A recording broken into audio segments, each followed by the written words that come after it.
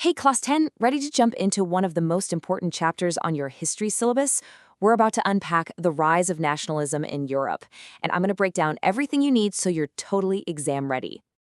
This explainer is brought to you by A1 Institute, your partner in acing those board exams. Okay, let's dive right in. You know, our story doesn't start with a battle or a treaty. It actually begins with a dream. We're going back to 1848 to look at a powerful vision from a French artist, Frédéric Sorrieu. Now, Soryu actually made a series of 4 prints, but this is the one that really stuck.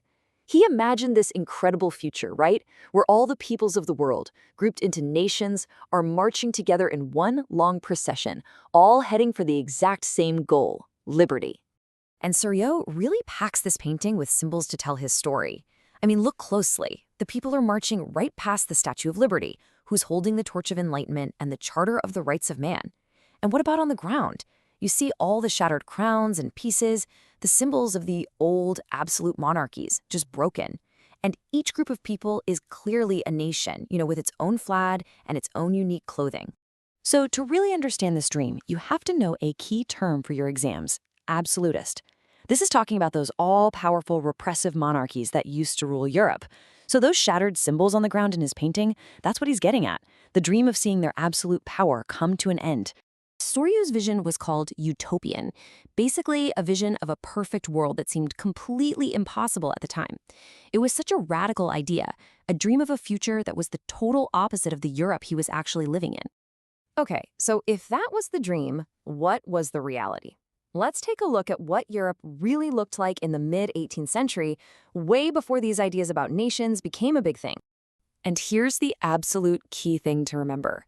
The idea of a single unified Germany or Italy or Switzerland, the way we think of them today, it just didn't exist back then.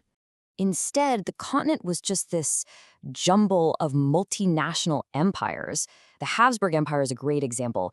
It ruled over Austria-Hungary and had all these different ethnic groups, people who spoke different languages, had different cultures, all living under one single emperor. And this slide really shows you the massive social divide. At the very top, you had the aristocrats, a pretty small but super powerful group that owned most of the land. They were all connected by family ties, and they'd speak French in high society to show how exclusive they were. And then you've got this new group rising up, the new middle class. We're talking factory owners, businessmen, professionals.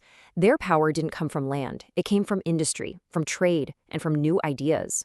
And it was this educated new middle class that really championed a powerful new ideology, one that would change Europe forever: liberalism.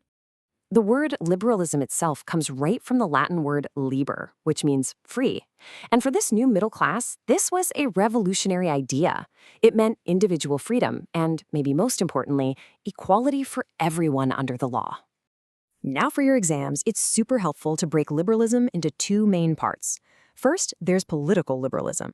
This pushed for government by consent, not by a king's order. They wanted an end to autocracy and a constitution. Then you have economic liberalism. This was all about freedom of markets, about getting rid of all the state-imposed restrictions that made it so hard to move goods and capital around. Politically, liberalism also introduced the idea of suffrage, which just means the right to vote. But it's really important to remember that in these early stages, this right was usually pretty limited. In a lot of places, only men who owned property could actually vote. So how do these big ideas go from just theory to actually changing things? Well, a fantastic place to see them in action is with the rise of economic nationalism. Before Germany became a single country, it was a confusing mess. Thanks to Napoleon, the German-speaking lands were a confederation of 39 separate states, and each one had its own currency, its own system of weights and measures, its own customs taxes. I want you to imagine you're a merchant in 1833. To get your goods from Hamburg to Nuremberg, you would have had to pass through 11 different customs barriers, paying a tax at every single one. Plus, you'd be dealing with over 30 different currencies. It was a total nightmare and a massive obstacle to economic growth. So all of this economic chaos created a huge demand for things to get simpler. The new commercial classes, they argued for one unified economic territory, so it would be easier to move goods, people, and money. And this led to a really powerful solution. That solution was the Zollverein. It was a customs union that was started in 1834, led by Prussia, and most of the other German states joined in. This is a crucial term to remember: Zollverein. And the impact was massive. The Zollverein got rid of most of those internal tariffs. It simplified that crazy currency system, taking it from over 30 currencies down to just 2. A new network of railways started to physically connect the region, making travel and trade easier than ever. And this growing economic unity, it made the argument for political unity much, much stronger.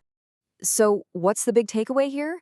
That grand utopian dream of unified nations that we saw in Sorrieu's painting, it didn't just appear out of nowhere, right?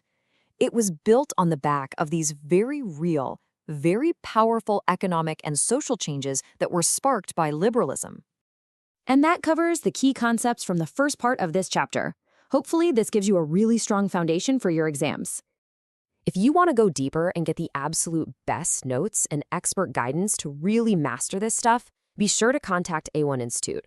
All the info, including the phone number, is right down there in the description. We are definitely not done with this chapter.